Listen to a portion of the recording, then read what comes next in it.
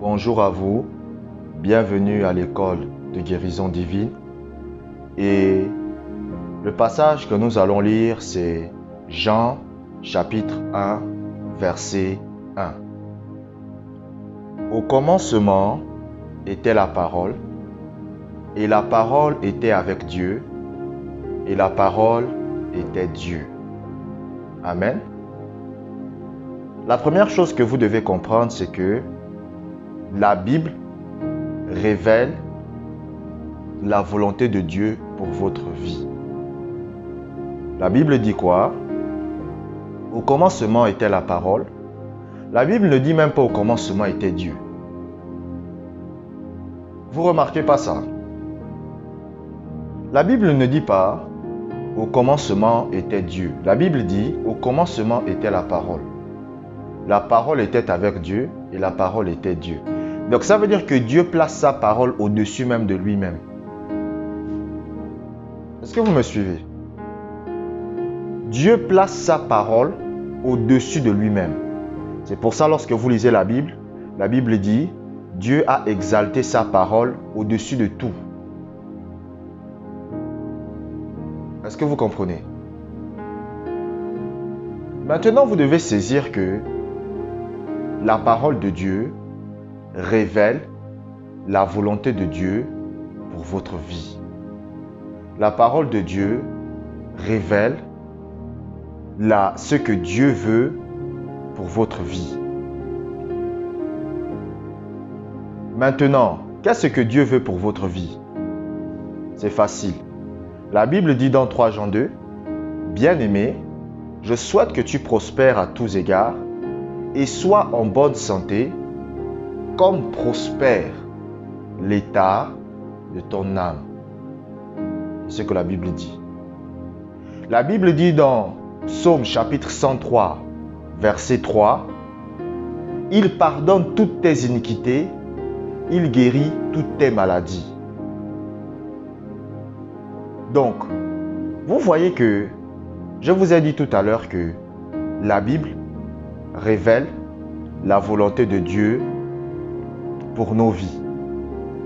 Et la Bible nous dit clairement que la volonté de Dieu pour nous, c'est la bonne santé. Est-ce que vous comprenez? C'est pour ça, la plupart des gens qui parlent de l'écharde de Paul, la plupart des gens qui parlent de Trophime qui était malade à Milet et toutes ces personnes n'ont pas fait entrer la volonté de Dieu dans leur cœur, qui est la guérison. C'est pas parce que Trophime était malade à Milet et qu'il était malade là où il était, que ça veut dire que c'est ce que Dieu souhaitait pour Trophime. La volonté de Dieu, c'est que tous les hommes soient sauvés. Ça veut dire que tous les hommes puissent aller au ciel. Mais est-ce que c'est tous les êtres humains qui vont au ciel? Non. Tous les êtres humains ne vont pas au ciel. Vous comprenez? Tous les êtres humains ne vont pas au ciel. Donc, ce n'est pas parce qu'il y a des malades que ça veut dire que Dieu souhaite que les gens soient malades. Parce que c'est les exemples que les gens aiment prendre. Les gens se soucient plus de leur expérience personnelle plutôt que de ce que la parole de Dieu dit. La Bible dit « À jamais ta parole subsiste dans les cieux ». Ça veut dire que la parole de Dieu est l'autorité suprême. C'est pour ça, même si un ange vous apparaît pour vous dire quelque chose qui contredit ce que la parole de Dieu dit, cet ange ne vient pas de Dieu. Même l'apôtre Paul a dit. L'apôtre Paul a dit que si un ange vous apparaît pour vous prêcher un autre évangile que celui que nous vous avons annoncé, qu'il soit anathème, ça veut dire quoi? Qu'il soit maudit. Est-ce que vous comprenez? Pourquoi? Parce que la parole de Dieu est l'autorité suprême. Vous devez comprendre que l'évangile, c'est le plan de Dieu pour votre vie. La volonté de Dieu pour vous, c'est que vous puissiez aller au ciel. La volonté de Dieu pour vous, c'est que vous puissiez être en bonne santé pendant votre séjour terrestre. Et c'est quoi encore? La volonté de Dieu pour vous, c'est que vous puissiez être épanoui. Est-ce que vous comprenez? Les seules souffrances qu'en tant que chrétien vous êtes appelé à expérimenter, c'est la persécution. Mais tout le reste, ce n'est pas des souffrances que vous devez vivre. La maladie, ce n'est pas une souffrance que Dieu a appelé les chrétiens à vivre et à expérimenter. La volonté de Dieu pour vous, c'est que vous ne puissiez jamais être malade. Vous savez, il y a des gens qui aiment dire que Dieu châtie celui qu'il aime. Oui, c'est vrai, Dieu châtie celui qu'il aime. Mais il ne châtie pas avec la maladie. Vous comprenez? Lorsqu'un professeur à l'école et qu'un enfant fait une bêtise, ce n'est pas avec la maladie qu'on châtie quelqu'un. Vous comprenez? Dieu va punir quelqu'un, certes, c'est vrai. Dieu va permettre des choses qui arrivent dans la vie d'un chrétien, c'est vrai, mais Dieu n'envoie jamais la maladie aux gens. Donc, il faut comprendre cette nature de Dieu et que c'est la volonté de Dieu de guérir parce que la Bible nous révèle ce que Dieu veut. Vous comprenez? La Bible nous révèle ce que Dieu veut.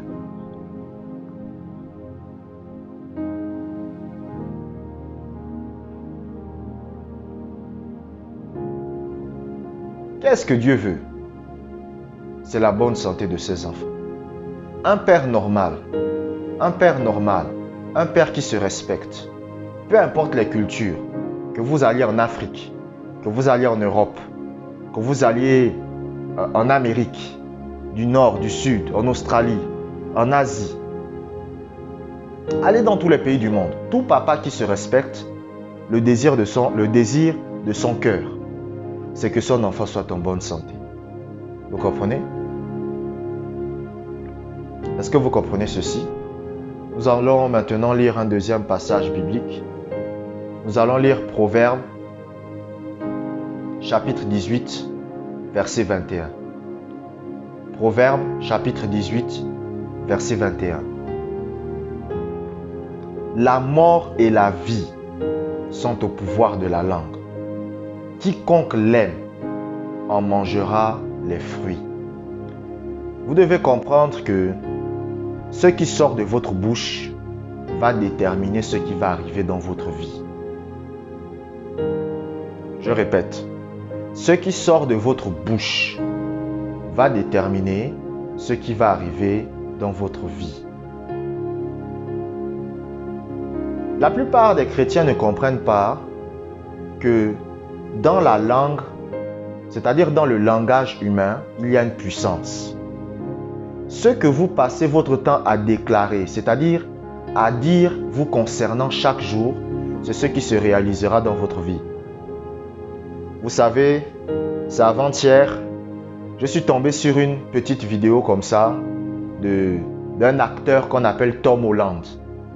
Bon, moi, je n'ai pas l'habitude de suivre les films Marvel, mais c'est celui qui tourne Spider-Man, le dernier Spider-Man. Vous comprenez? Donc, il a même sorti un Spider-Man, je crois, vers décembre, là, il n'y a pas très longtemps. No Way Home, je ne l'ai pas vu, mais bon, bref. Et lorsque vous voyez, c'est une vidéo là où on montre comment il faisait des déclarations. On lui dit, mais quel est le rôle? C'était à l'époque, quand il était tout jeune. Il n'avait même pas encore commencé une grande carrière d'acteur. On lui pose la question, mais quel est le rôle que tu aimerais faire plus tard? Il dit, oh, moi c'est Spider-Man. Et après, on montre comment il joue maintenant le rôle de Spider-Man. On lui dit, mais quel est l'acteur avec qui tu aimerais faire un film? Il n'avait pas encore une grande carrière d'acteur. Il a dit que voici le gars avec qui j'aimerais faire le film. Et ça s'est réalisé. Il a fait le film avec le gars en question. On lui a même posé la question, mais la fille avec qui tu aimerais sortir plus tard, c'est qui? Il a dit, oh, j'aimerais sortir avec cette fille-là. Et après des années plus tard, on a vu qu'il sortait avec la fille-là. Donc, c'est là que moi-même j'ai compris, je me suis dit que même les gens qui sont dans le monde, qui ne sont pas, bon, je ne sais pas s'il est chrétien, comprennent les principes spirituels mieux que les chrétiens. Dans le domaine de la guérison, ce que vous dites de votre bouche tous les jours, c'est ce qui va se réaliser. C'est pour ça, par exemple, lorsque on est en Afrique, on ne dit pas des mauvaises paroles. C'est-à-dire, par exemple, moi je me rappelle lorsqu'on disait devant des parents que on va sortir, bon, on disait ça en blaguant, et le taxi va nous écraser. Les parents nous disaient qu'il faut arrêter de parler comme ça. Vous comprenez? Pourquoi? Parce qu'ils comprenaient que derrière les paroles, il y a une puissance. Est-ce que vous comprenez? La Bible dit que tout ce qui existe dans le monde a été créé par des paroles. Donc ça veut dire que même votre guérison, c'est par des paroles que vous la manifestez. Est-ce que vous comprenez? Votre guérison, c'est par des paroles que vous la manifestez. C'est-à-dire, par exemple, quand je dis par exemple aux gens de déclarer qu'ils sont guéris, de déclarer qu'ils sont en bonne santé, de remercier Dieu pour leur bonne santé, c'est une forme de confession. Parce que quand vous dites « Seigneur, merci, je suis guéri », Seigneur, merci pour ma guérison, vous êtes en train de confesser votre guérison. Vous comprenez? Vous êtes en train de parler, d'ordonner à la guérison de se manifester dans votre corps. Comment Dieu a créé le monde? Dieu a créé le monde comment? C'est à travers des paroles. Dieu a déclaré des paroles. Dieu a déclaré des paroles. Vous comprenez? Et c'est la même chose pour vous. Vous devez déclarer des paroles. Est-ce que vous comprenez? Et c'est en déclarant des paroles que les choses que vous avez déclarées se manifestent. Seigneur, merci, je suis guéri. Seigneur, merci pour ma guérison. Seigneur, merci, tu m'as délivré.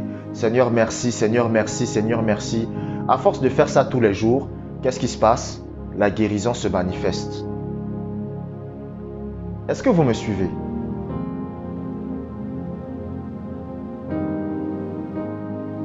La plupart des chrétiens aujourd'hui ne comprennent pas ce qu'on appelle les principes spirituels. Les principes spirituels, ce sont des lois que Dieu a établies dans le monde spirituel.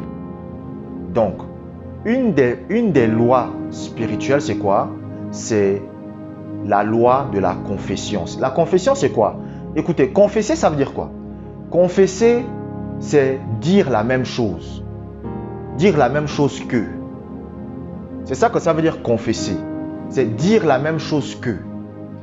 Donc, la confession de la parole de Dieu, c'est quoi? C'est déclarer ce que la parole de Dieu dit de vous-même.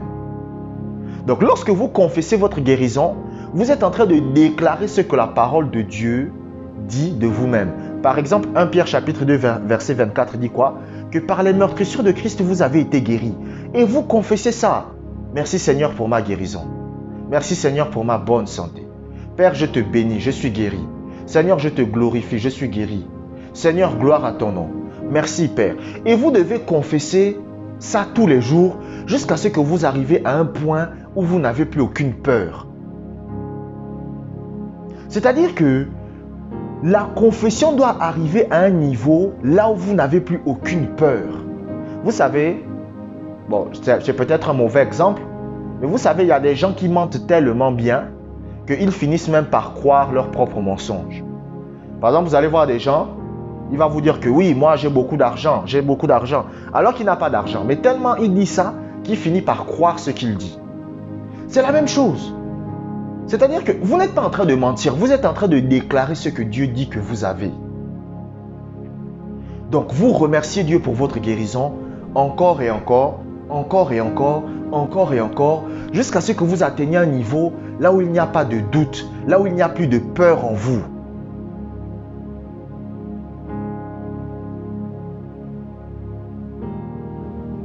Lorsque vous atteignez le niveau là où il n'y a plus de peur, lorsque vous atteignez le niveau là où il n'y a plus de doute, c'est fini. La maladie s'en ira.